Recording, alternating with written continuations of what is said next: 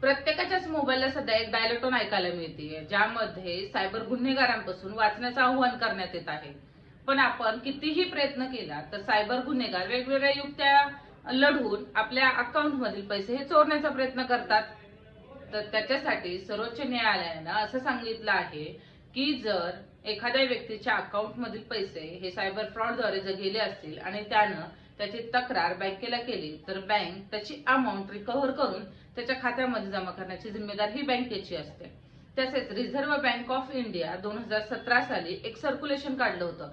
त्यामध्ये स्पष्टपणे असं नमूद करण्यात आलं आहे की खातेदाराची चूक असो किंवा नसो, जर त्या खातेदाराने 3 दिवसाच्या आत बँकेला याची तक्रार केली तर ती अमाऊंट रिकव्हर करून त्याच्या खात्यामध्ये जमा करण्याची जिम्मेदारी ही बँकेची आहे. आणि असं जर तुमच्याबरोबर काही झालं असेल तर याची तक्रार 3 दिवसाच्या आत तुमच्या बँकेला जरूर करा. आणि याबाबत जर तुम्हाला काही आणखी प्रश्न असतील तर कमेंट्स बॉक्समध्ये नक्की विचारा.